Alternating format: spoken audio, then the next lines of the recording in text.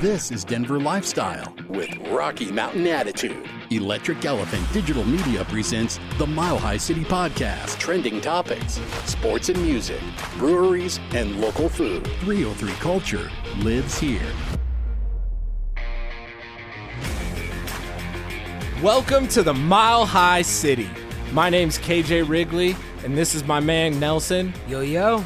How's it going, man? Great. Welcome in. I know. It's feeling good. I can't believe we're actually doing this. What better way to start a podcast than with one of the things that we love the most, and that's Denver, Colorado, the Mile High City, the 303. The reasons why we're doing this is A, because we want to do this, and B, because this place is awesome.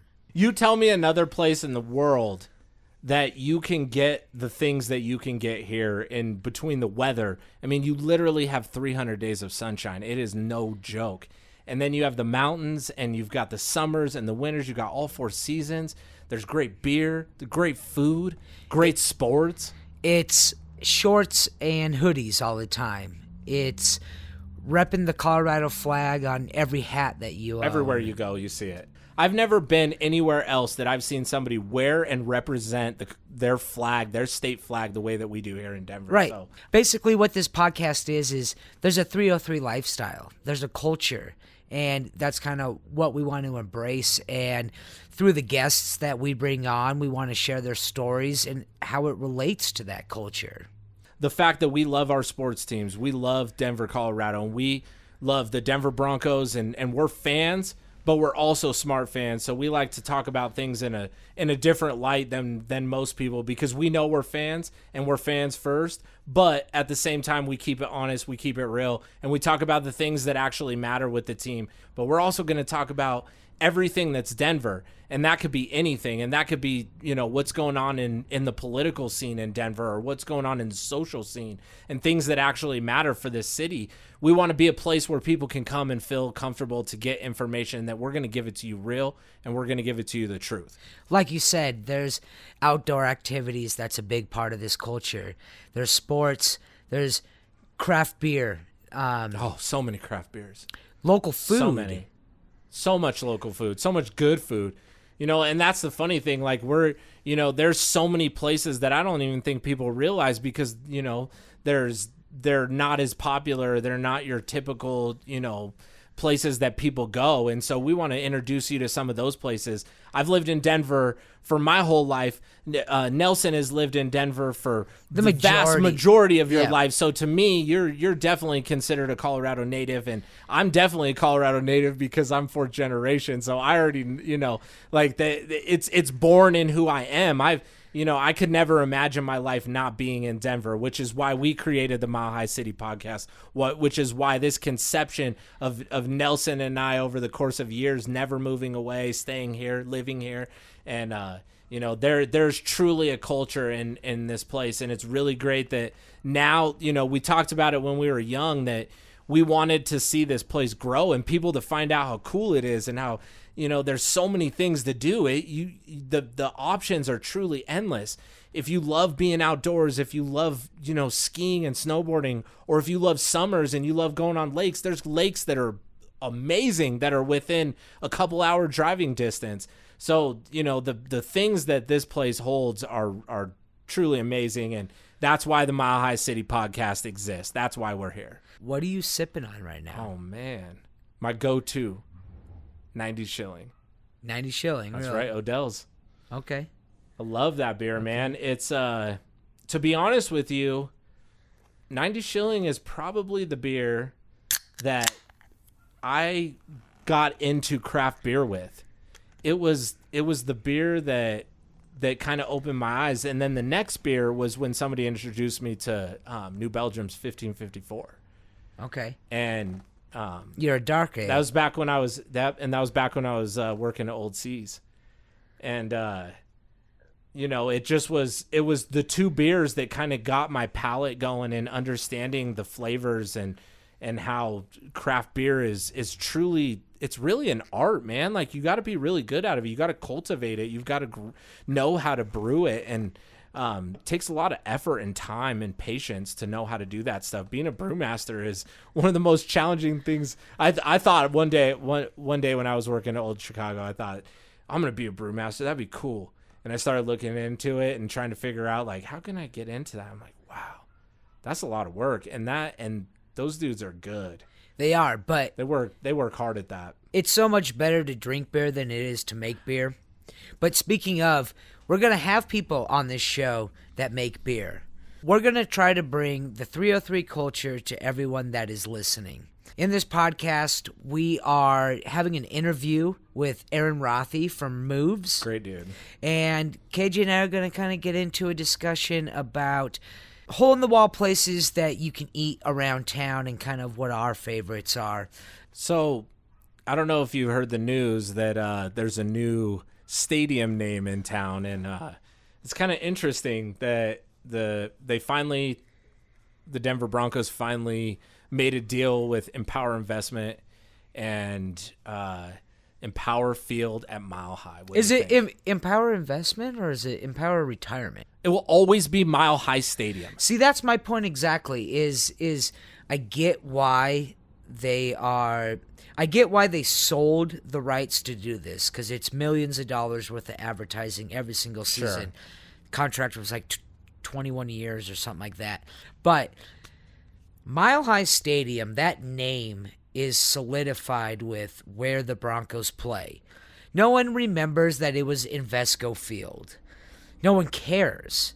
But just last year, when it was Broncos Stadium at Mile High, everybody knows that. Everybody knows that it's Mile High Stadium. So from the business aspect, I get why they're doing this, but at the same time, it's Mile High Stadium. I don't know why. The only corporate thing that makes sense to me that you would ever sell is go to the soda company and have it Orange Crush Stadium. Seriously. That is the only one alternative than Mile High Stadium. They might have tried.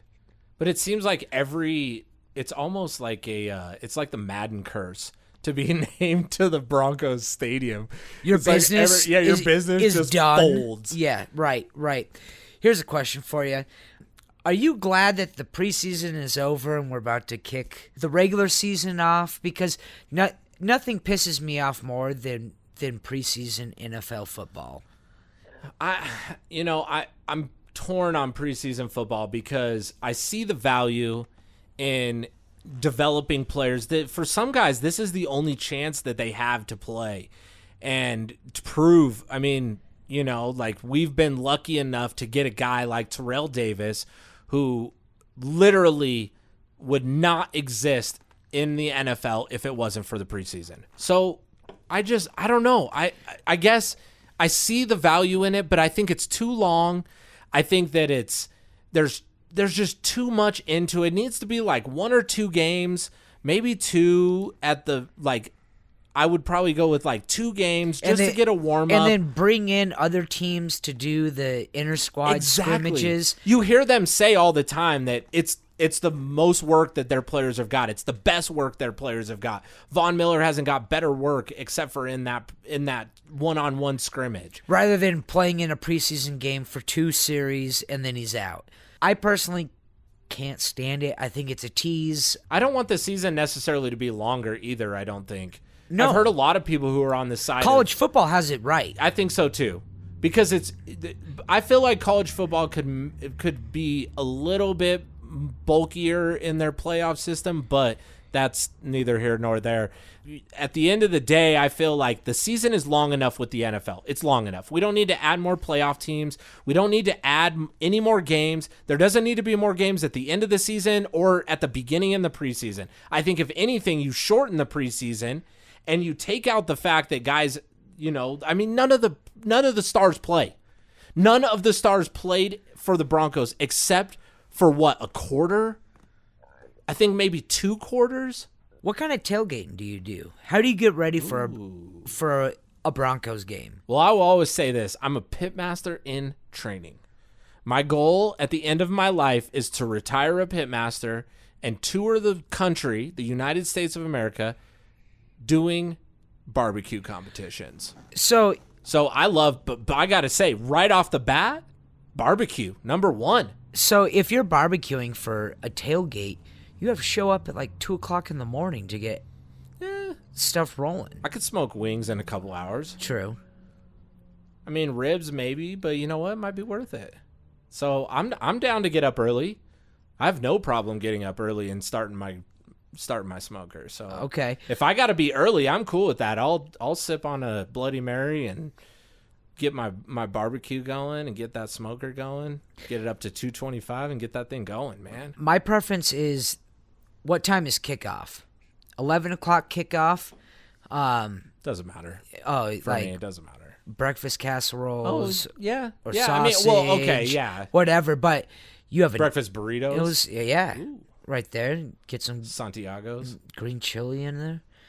Night games, that's where the barbecue comes in handy.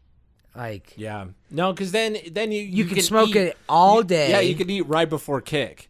So then you're done. You're ready to go for the rest of the game, and you could, especially like one of those ESPN 6 p.m. kicks. I hate when they do. You know what's terrible for being a CU fan is having to have the kicks be at like 8 p.m. Mountain or later, like 10. Like the dude, I come on, man. I got 4 kids. You can't stay up that late, dude. I work a 9 to 5. Yeah. I mean, come on, man. You know, like I can't be staying up that late. I pass out. They mess with me. That's not cool. So tailgating and the food's great. Making cocktails and whatnot's fun. When it comes down to football, how do you think the Broncos are actually going to do this season? Gosh, I go back and forth because maybe sometimes I wear the orange and blue glasses too much, and I do really like orange Kool-Aid. So I do think that sometimes I fall victim to thinking that they're going to be better, but there's something about this defense.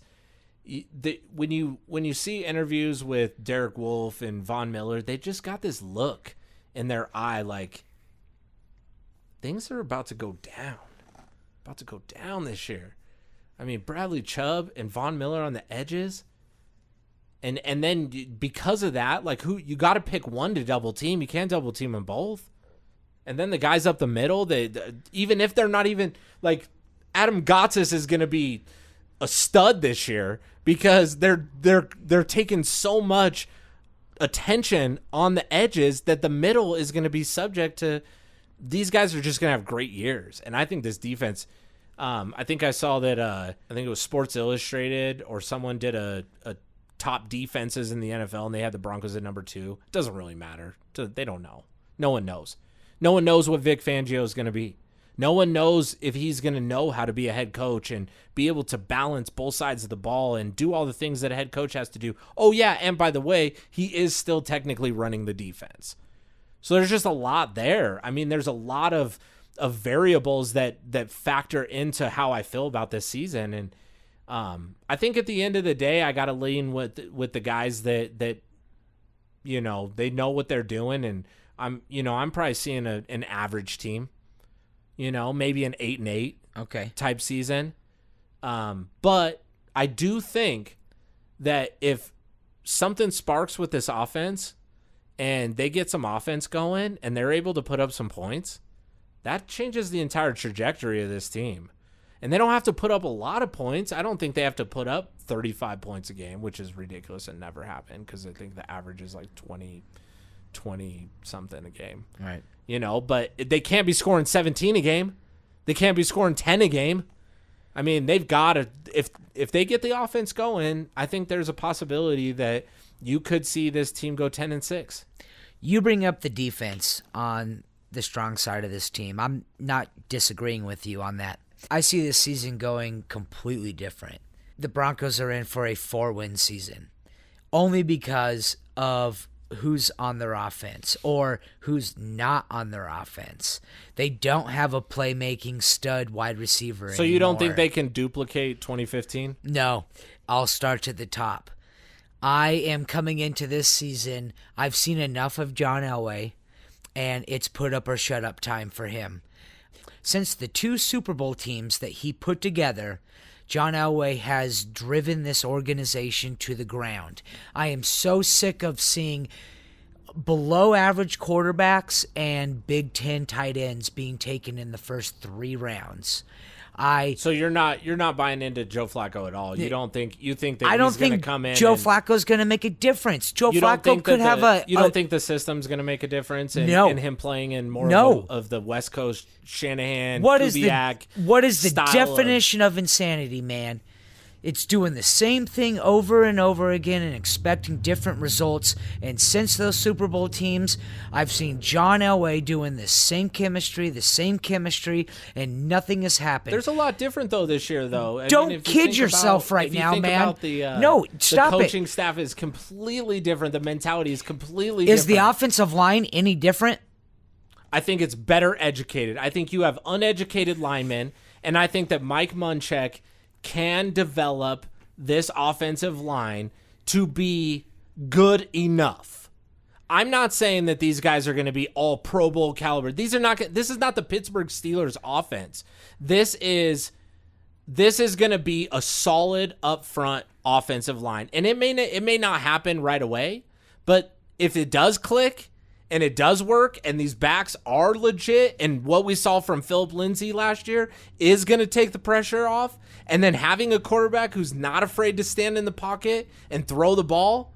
I mean, let's be honest, dude. You're talking about Case Keenum. There was never a time where I was on the Case Keenum bandwagon. Ever.